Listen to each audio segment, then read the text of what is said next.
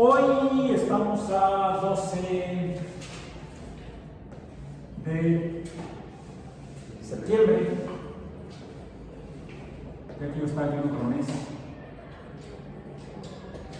de 2023. Sexta semana.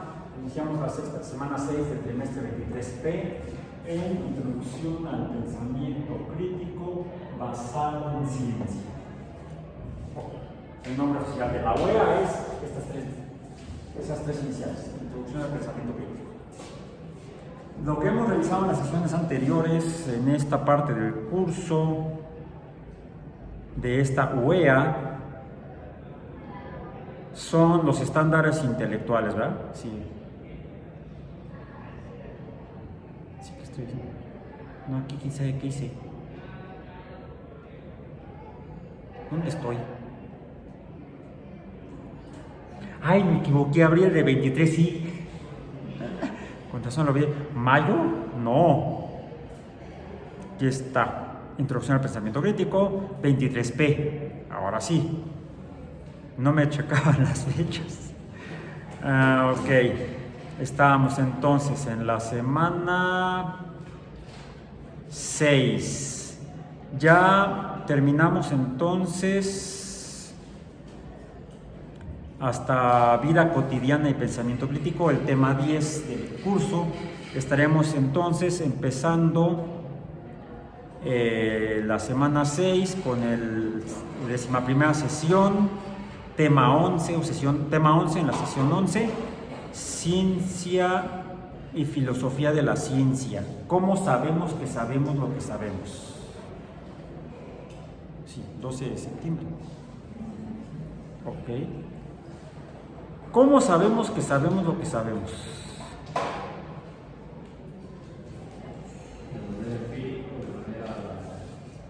Cierto. Comenzamos el trimestre del curso hablando de pensar, de interpretación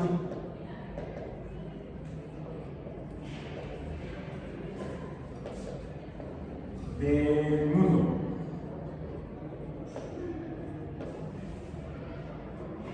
Un ejemplo muy antiguo es pues si uno se asoma a la historia de la humanidad,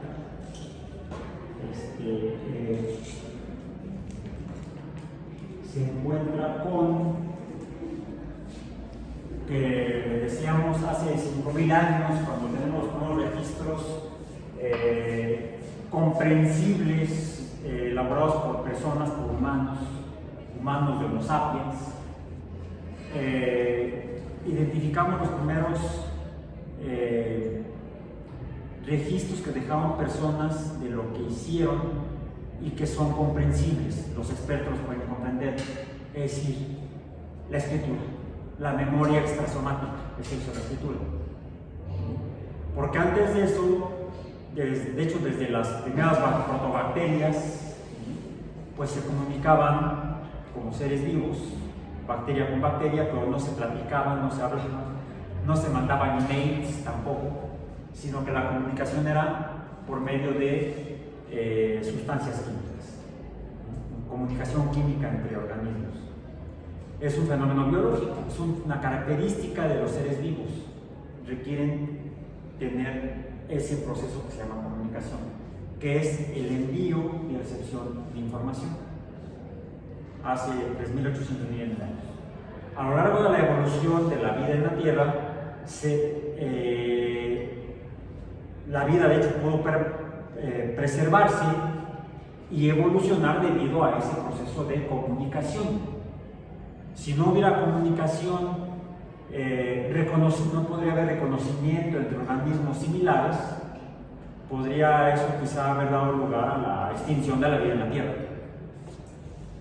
Al no reconocerse dos organismos como iguales sino como diferentes, tal vez habrían entrado en conflicto y eso podría haber dado lugar a la destrucción entre ellos de ambos organismos, ¿sí? Adiós vida en la Tierra.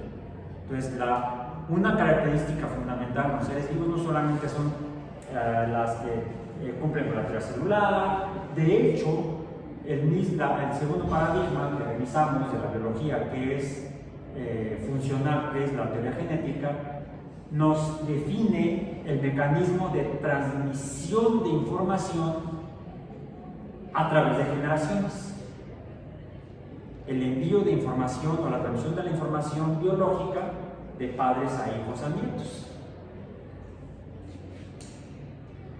Complementario a eso, tuvieron que existir, formarse fenómenos de comunicación entre organismos, entre individuos, para ver si se juntaban, por ejemplo, si ya habían mutado y habían adquirido la capacidad de transmitirse información hereditaria, genética, habría dado lugar al sexo en la vida de la Tierra, ¿sí? La reproducción sexual.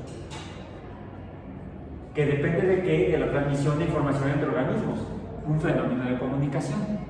Te doy mi ADN, me das tu ADN y producimos organismos más complejos genéticamente, con mayor información interna para tener un mayor éxito en la supervivencia y en la explotación del entorno para la supervivencia. Es lo que plantea la teoría de la evolución, el tercer paradigma, la teoría de la evolución. Esa ventaja tiene el poder tener transmisión de información o comunicación, incluso para fines reproductivos. La herencia. Entonces, como vemos, va todo de la mano. Células que tienen información, pero en ellas solas no sirve, bueno, sí, para reproducirse, pero si compartimos experiencias, si compartimos información para interpretar el mundo, al tener mayor conocimiento del mundo, nuestra interpretación será quizá más cercana al mundo y será mayor la probabilidad de que podamos sobrevivir exitosamente y reproducirnos exitosamente en el mundo. Entonces, la supervivencia depende de esta interpretación, que depende de la información que adquirimos. Damos un brinco cuántico, diría por ahí, de 3.000 millones de años a hace 300.000 años. ¿Sí? Cuando se forma por evolución Homo sapiens, que no es la primera especie con capacidad de manejo de mucha información, incluso ya no solamente información genética o hereditaria, que sería el genoma, que esa, la función, tiene dos funciones fundamentales. La primera, transmitir la información de qué es un ser vivo, y la segunda, cómo hacer un ser vivo.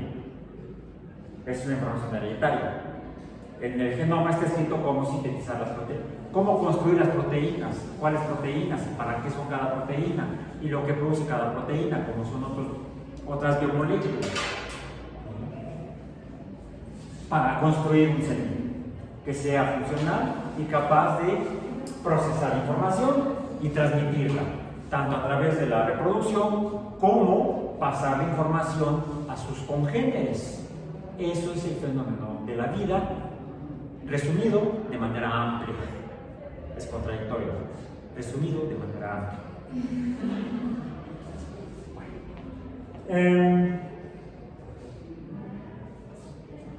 Se van generando otros mecanismos para manejo de información. Eso es la interpretación. Esto es la interpretación. Requiere eso, quitarle. No, esto sí para dejarlo. Decía, necesitamos. ¿Qué estaba haciendo yo? Cuando me trabé con la cita. Necesitamos procesar esta información.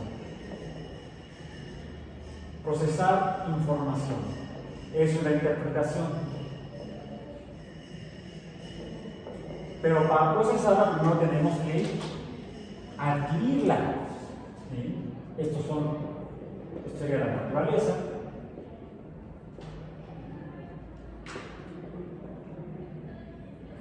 Se percibe, necesitamos percibir, percepción. La inicial sería la química. Van surgiendo otros mecanismos para percepción de lo que hay afuera. Ahora los conocemos como los 5 o 6 sentidos. Podemos percibir a través de la vista, a través del oído, a través del tacto, a través del olfato, el gusto y a través de... el tacto sería presión. Aquí sentimos presión.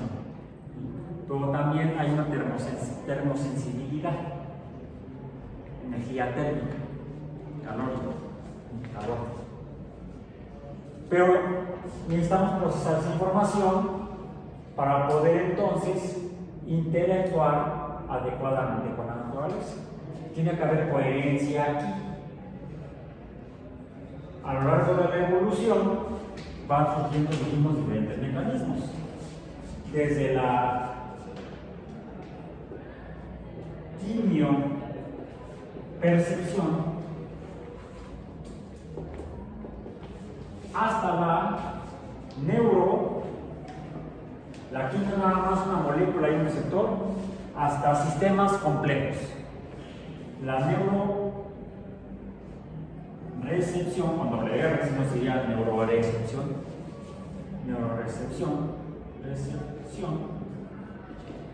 a través de sistemas neuronales.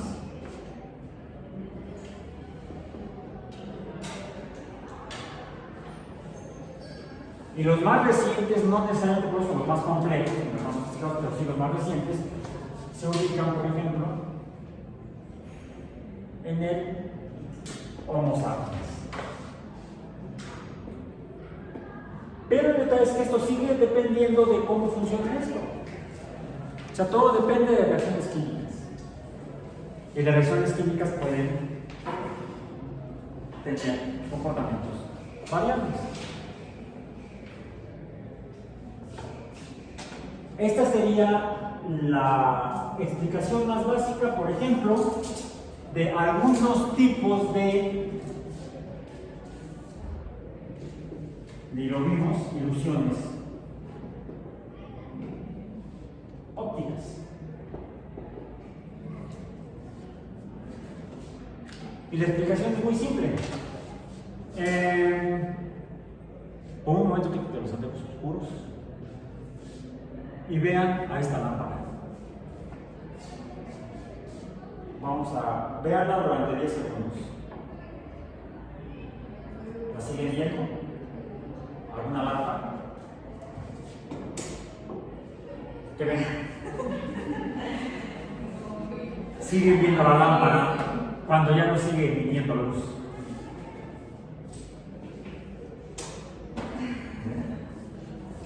Porque finalmente acaban de ver un tipo de ilusión óptica, debido a cómo funciona la vista. La vista funciona por la interacción. La vista es un fenómeno fotoquímico, donde hay una molécula a la cual le llega energía cuántica. Esto da lugar a una, vamos a decir, a la molécula A molécula. Si la luz interactúa con la molécula, la fotooxida, le bota un electrón por lo menos, eso la transforma en A asterisco molécula. Esto es una reacción química que además depende del tiempo, pero que además es reversible. Y también depende del tiempo. O sea, la molécula se queda, vamos a decir, oxidada, estimulada. Cuando quito el estímulo luminoso, la molécula regresa a su estado original, pero esto toma un tiempo. Por eso es que siguen viendo la lámpara prendida aunque ya está apagada. Están viendo algo que no existe ya.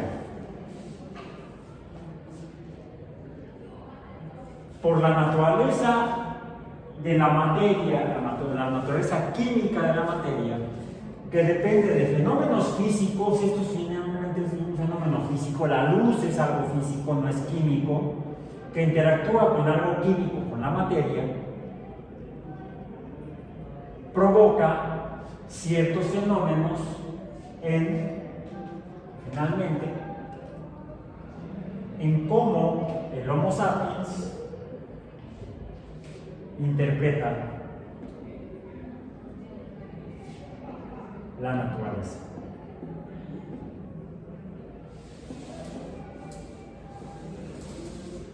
Si a eso le sumamos la capacidad de neurointerpretación, esto viene de por acá, la interpretación finalmente se hace a través de esta relación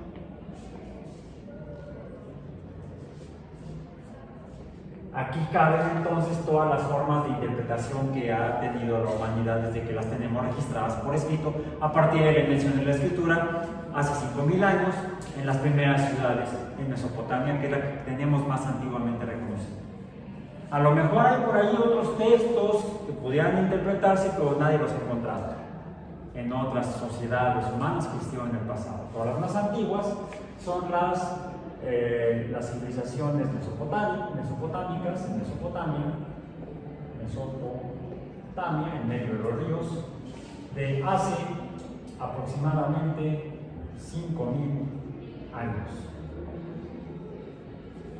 Y que se empezaron a dar algunas interpretaciones de la naturaleza, como lo que llamamos el estudio de los astros, la astrología,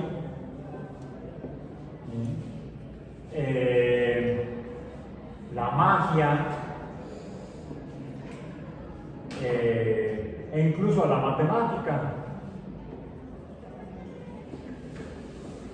Empezamos a hacer relación entre cosas y nuestros dedos.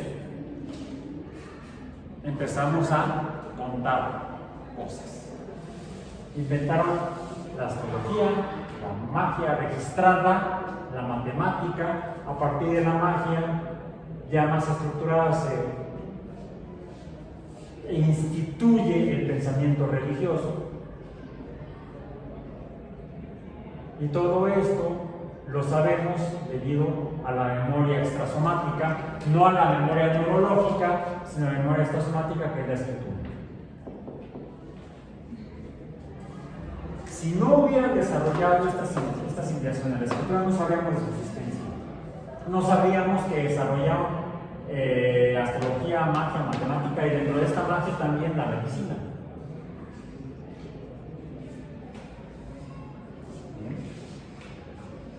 Como una forma de ayudar a la restitución de la salud, de la sanidad, cuya raíz etimológica también es la misma que la de sanidad. Por eso está ligada aquí. Aunque también esta magia está ligada acá, y curiosamente también está ligada aquí. Y la matemática fue la que se usó para establecer esta astrología. Pues está todo en este paquete. Hasta que hace poco tiempo, hace 500 años, alguien escribió algo así. Bueno, creemos que fue hace 500 años, pero en realidad no recuerdo si ya lo leí aquí, pero dice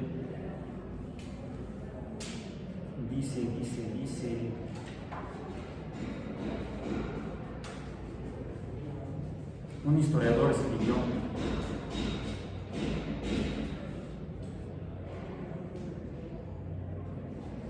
el único dato realmente significativo,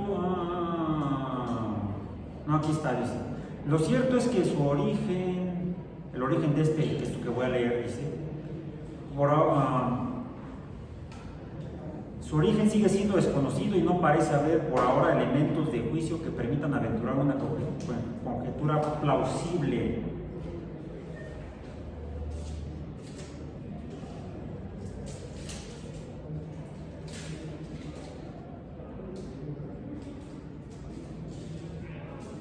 Dice aquí que fue un texto jamás publicado en su momento, permaneció durante mucho tiempo fuera del alcance de los investigadores, llegándose a creer que se había perdido definitivamente.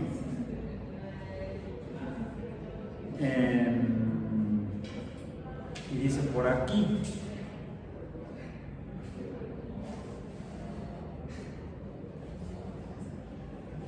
se trata de una breve entrada en el catálogo de la biblioteca particular de Maciej de Michał, profesor de medicina en la Universidad de Cracovia. Si sabemos esta persona que vivió en Cracovia, ciudad en la que vivía en la misma casa que Bernhard Bakowski, un buen amigo de un matemático y astrólogo de aquellos años. Dice aquí, es una breve entrada en el catálogo de la biblioteca particular de esta persona, fechada el 1 de mayo de 1514, o sea, hace 500 años, ¿no? 510 años van a ser ya, y donde se menciona, cito, un manuscrito de 6 folios en el que se expone la teoría de un autor que afirma que es la Tierra la que se mueve en tanto que el Sol permanece estacionario. Ya no tiene ni nombre ni fecha, nada más dice que es un texto que dice eso. Y el texto, el susodicho texto, comienza traducido al español de esta manera. Observo que nuestros predecesores recurrieron a un elevado número de esferas celestes a fin, sobre todo, de poder explicar el movimiento aparente de los planetas respetando el principio de uniformidad. En verdad parecía completamente absurdo que un cuerpo celeste no se moviera uniformemente a lo largo de un círculo perfecto, pero se dieron cuenta de que mediante distintas composiciones y combinaciones de movimientos uniformes podían lograr que un cuerpo pareciera moverse hacia cualquier lugar del espacio. Calipo y Eudoxo, que trataron de resolver el problema por medio de círculos concéntricos, no fueron sin embargo capaces de dar cuenta por este procedimiento de todos los movimientos planetarios. No solo tenían que explicar las revoluciones aparentes de los planetas, sino también el hecho de que tales cuerpos tan pronto nos parezca ascender en los cielos como descender, fenómeno este incompatible con el sistema de círculos concéntricos. Este es el motivo de que pareciera mejor emplear excéntricas y epiciclos, preferencia que casi todos los sabios acabaron secundando. Las teorías planetarias propuestas por Ptolomeo y casi todos los demás astrónomos, sean astrólogos, aunque guardaban un perfecto acuerdo con los datos numéricos, matemáticas, parecían comportar una dificultad no menor. Efectivamente, tales teorías solo resultaban satisfactorias al precio de tener a sí mismo que imaginar ciertos secuantes en razón de los cuales el planeta parece moverse con una velocidad siempre uniforme, pero no con respecto a su deferente ni tampoco con respecto a su propio centro. Por ese motivo, una teoría de esas características no parece ni suficientemente elaborada ni tan siquiera suficientemente acorde con la razón. Lo que describe al principio el autor de este texto es la interpretación que toda la gente hacía de ver que el Sol sale por el este, sube y se oculta en nuestra vista por el oeste, y al día siguiente hace lo mismo alrededor nuestro, que es lo que vemos, nuestra percepción. Lo procesamos de acuerdo a cómo lo percibimos, y entonces lo interpretamos el mundo con base en esa percepción. El Sol se mueve, la Luna se mueve, las estrellas se mueven, la Tierra no se mueve.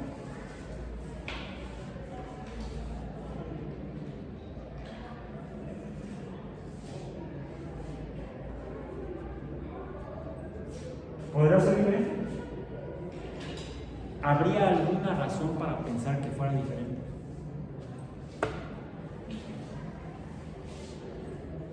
Había alguna que se trató de resolver mediante esas cosas que menciona el autor de ese texto, epiciclos, secuantes, deferentes.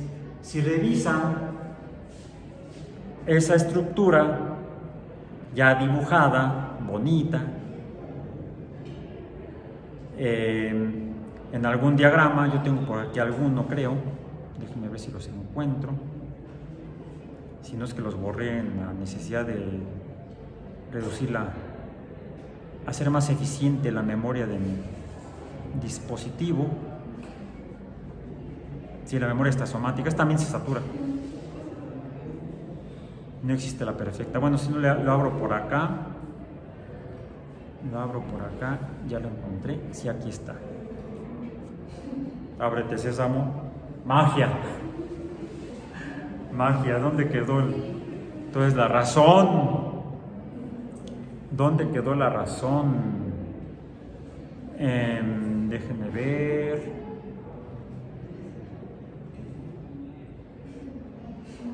A ver si en este. Sí, aquí está.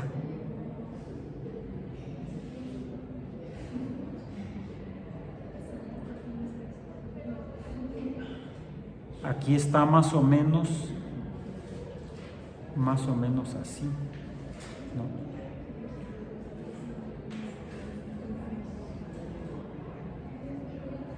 Ahí se los muestro. ¿Lo han visto?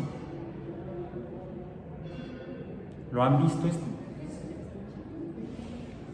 La Tierra en el centro, la Luna girando alrededor de la Tierra,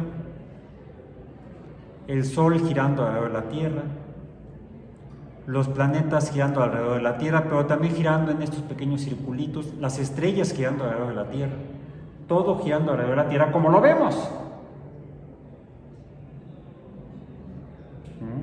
Como se puede ver. Por cierto, la Tierra no estaría en el centro. En el modelo matemático más preciso, que es el de Ptolomeo, donde están esos secuantes y esos deferentes que menciona el autor de ese texto. Bueno, ese texto no tiene nombre. Eso no tiene nombre. ¿Cuándo dijimos que estaba anotado en esa biblioteca? 1514, ¿no? Lo único que se tiene escrito y con nombre de autor, decía 6 hojas, ¿no? 6 fojas. 6 fojas. 1514, casi 30 años después, comparado con 6 hojas, el autor de esta obra, Nicolás Copérnico, titulada originalmente Sobre las revoluciones, el impresor, alguien que tenía duda de lo que había escrito este autor, decidió ponerle un subtítulo: de las orbes celestes. No, eso no está en el manuscrito original de Copérnico, pero sí está en el libro que salió de la imprenta. Quizá el impresor se aprovechó porque Copérnico ya estaba medio muerto. Estaba enfermo, en cama, con una hemiplegia de meses ya. Cuando salió en marzo de la imprenta, y en mayo Copérnico murió. Y sí, le pusieron el libro encima de su lecho, que iba a ser su lecho de muerte, pero pues ya ni lo revisó. Y además, ¿qué puede haber hecho? No sé. Que le traigan su medicina. Otra afirmación: ¿por qué tardó 30 años en publicarlo?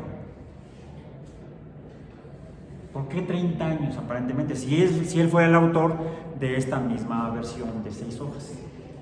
Bueno, no misma idea, expresada brevemente en 6 hojas, ya más extendida aquí.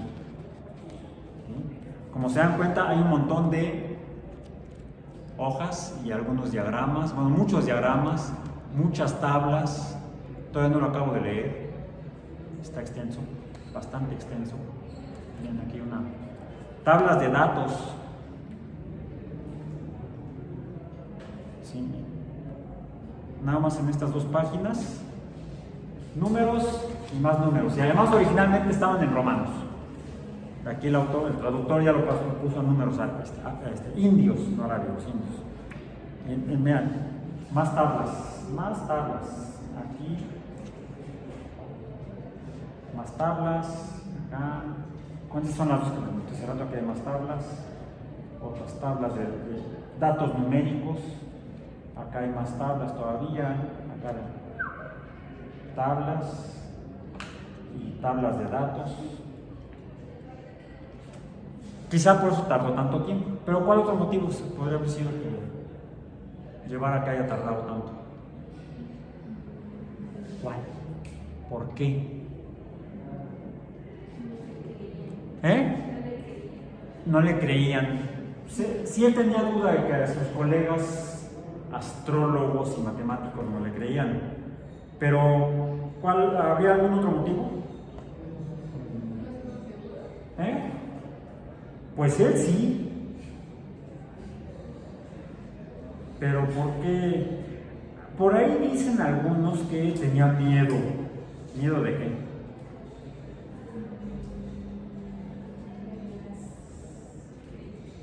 ¿Pero de quién? ¿O de quiénes? ¿Mande? De la sociedad.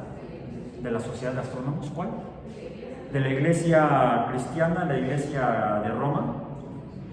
Por ahí dicen algunos que no, es que tenían miedo que la Santa Inquisición, el Tribunal del Santo Oficio, lo llevara y lo quemaran en la hoguera.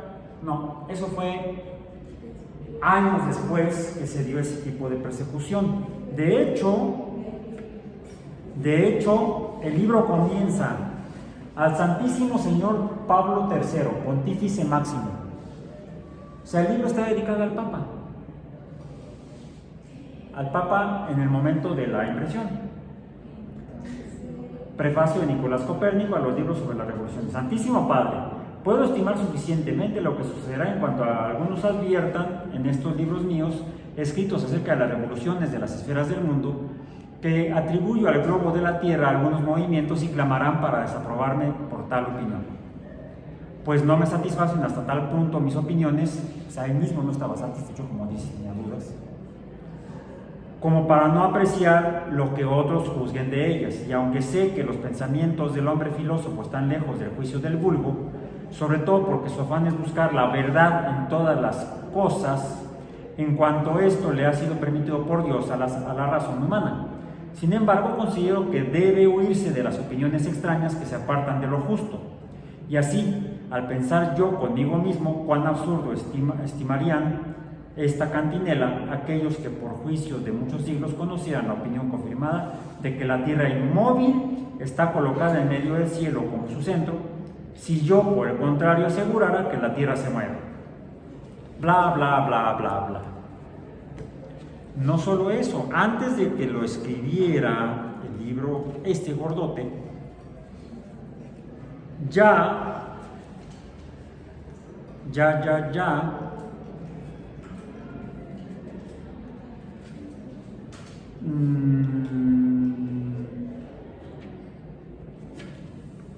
fíjense,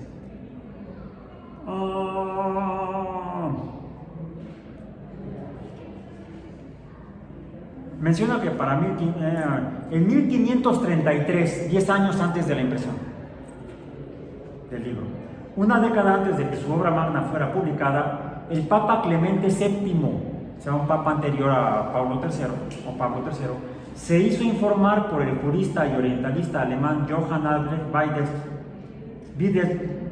Wittgenstein de las características del nuevo sistema del mundo, el que estaba proponiendo Copérnico desde 1514 aproximadamente. 3 años después, el 1 de noviembre de 1536, el cardenal de Capua, el dominico Nicolaus von Schomberg, escribió a Copérnico desde Roma solicitándole información acerca de sus trabajos y muy en concreto pidiéndole una copia del pequeño tratado que tenía tanta celebridad había alcanzado.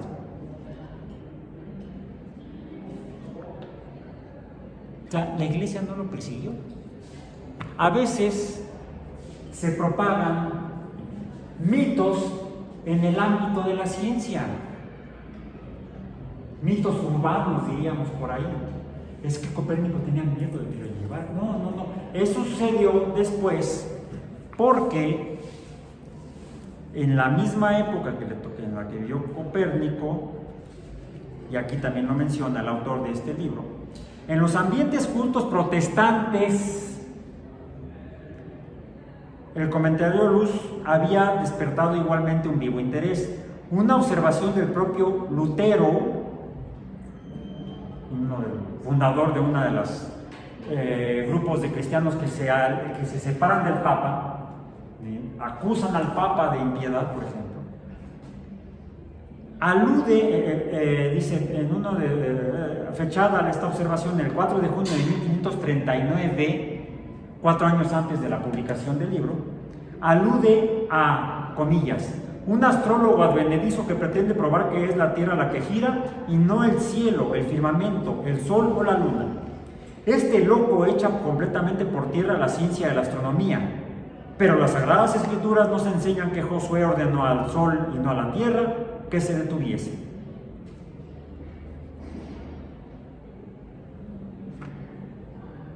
¿Verdad? Sí, ya había un conflicto que incluso llegó a ser militar por intereses económicos entre Roma y los luteranos. Algunos príncipes y monarcas del centro de Europa empezaron a seguir a Lutero y entonces dejaron de darle el diezmo al Papa en Roma. El conflicto fue económico con argumentos religiosos.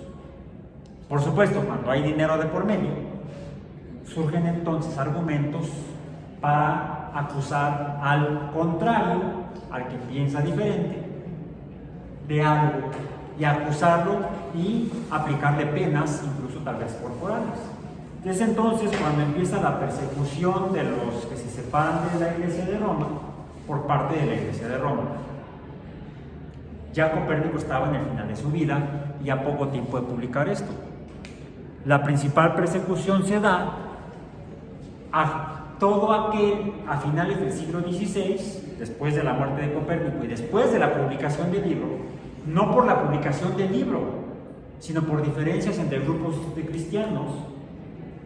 Empieza la persecución de Roma a todos aquellos que se quieren separar de la fidelidad del Papa en Roma. Y da lugar a hechos como en el año de 1600 al juicio contra Giordano Bruno, acusado de herejía y de impiedad por promover los principios de Copérnico que contradecían lo que había alegado Lutero, ya no entendí, de que era la tierra la que se daba quieta y el sol era el que se movía. ¿Bien? O sea, como se dan cuenta, los argumentos empiezan a estar mezclados con tal de justificar las afirmaciones o las posturas personales de personas o de grupos. Y empieza a haber contradicción entre propuesta e interpretación, causa y efecto. A veces se alega que a partir de, vamos a ponerlo con rojo para que se note acá, después del juicio a Giordano Bruno, decíamos aquí, Giordano Bruno, en 1600 es enviado a la hoguera por herejía. Pero esto es ya un conflicto de tipo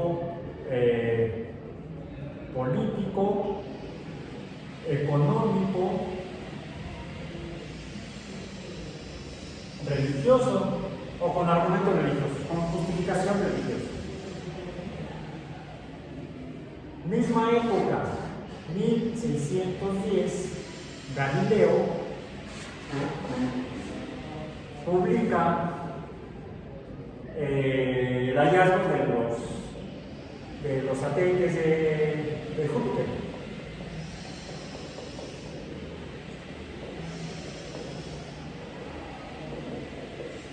Que casualmente apoyan a la teoría, a la hipótesis copernicana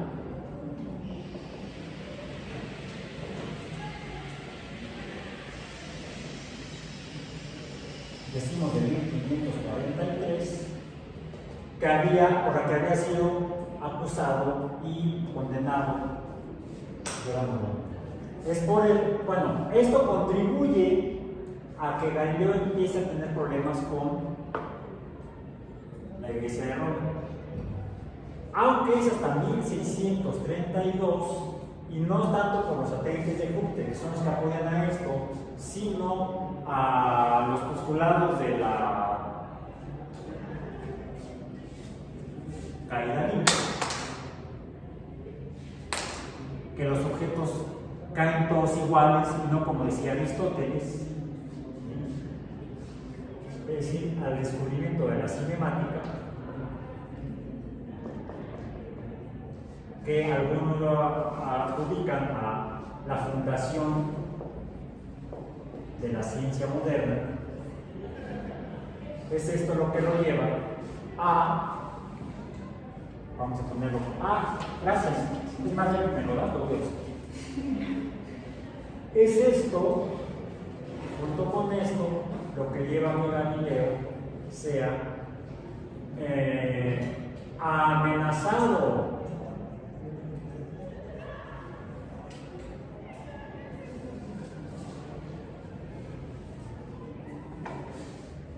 Y de hecho declarado culpable de herejía, pero como se retracta, no lo mandan a la horca.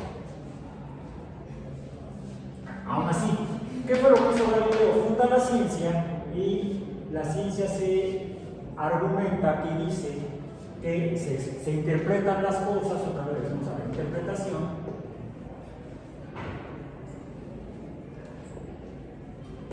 de que toda la naturaleza tiene una causa, algo provoca las cosas, no suceden solas. ¿Sí? La interpretación del fenómeno causa-efecto. Ahora conocemos y usamos estas herramientas para verificar que esto es cierto. ¿Cuáles son esas herramientas?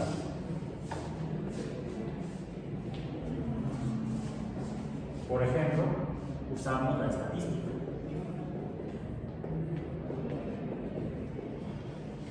Usamos la correlación estadística, ¿sí? La correlación L, el coeficiente de correlación entre variables. Causa, efecto.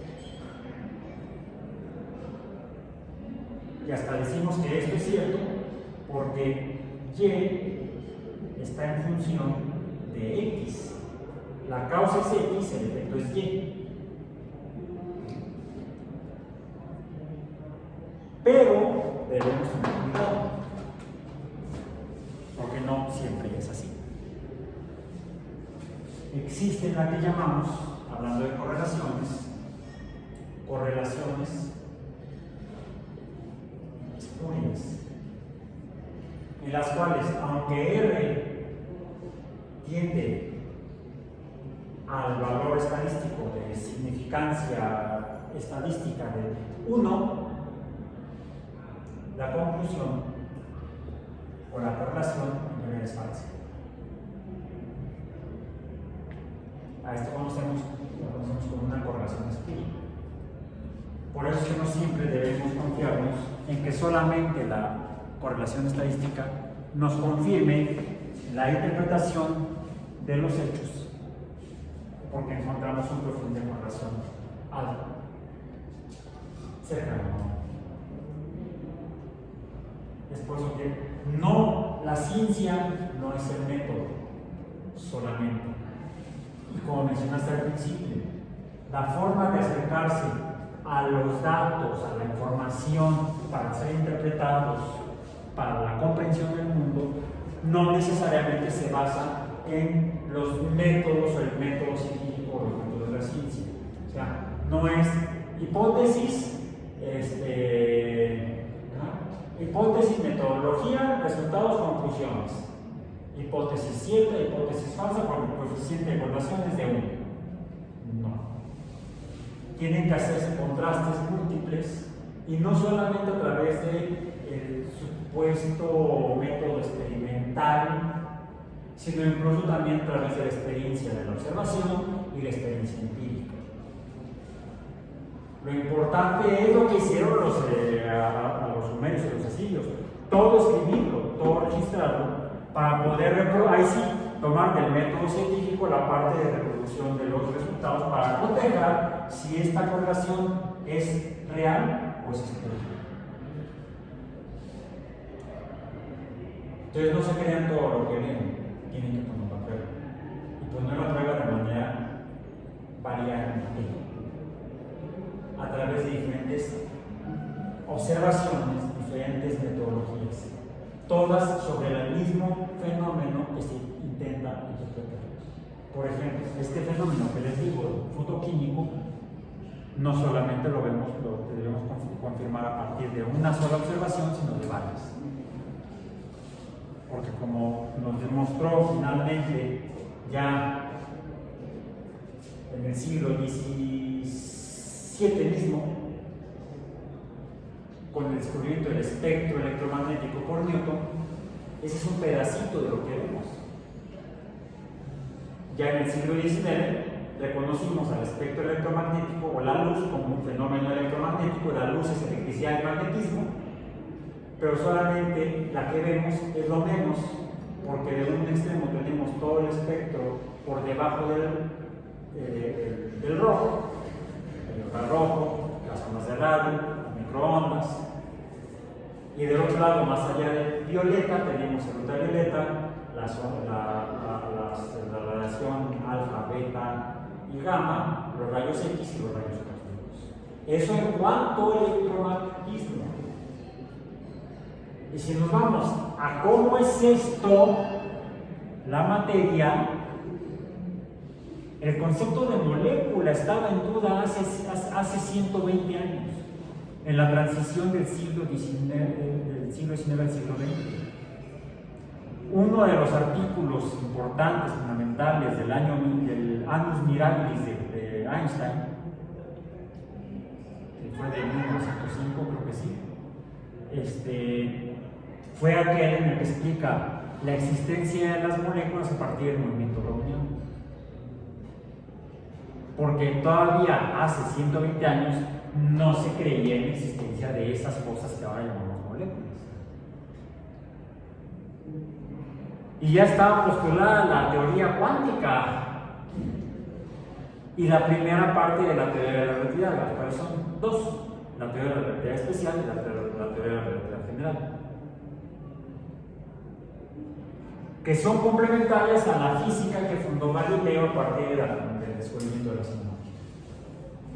Entonces pasamos a partir de extender nuestra percepción de la naturaleza a partir de la observación, el cuestionamiento de la observación, a través de la empiria y de los métodos que surgen de esto, el método experimental de Galileo y todo el rollo que luego se avienta Descartes en este mismo siglo, el cual, por cierto, sus conclusiones fueron erróneas. El método era bueno, pero las conclusiones fueron erróneas. Si ya lo leímos en la introducción, ¿no?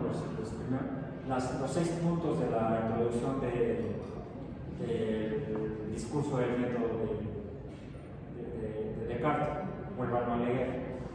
¿Cuáles son las principales conclusiones de Descartes de su método, del uso de su método? Que ahora, otro mito urbano de la ciencia. La ciencia se funda con el método científico, se funda con la publicación del discurso del método de Descartes, cuando sus conclusiones muy probablemente sean falsas, digamos. Entonces, siempre hay que cotejar cómo es que sabemos lo que sabemos. Porque de inicio recordamos que nuestros sentidos, nuestra percepción puede estar engañada. No me crean nada, porque puedo estaros engañando.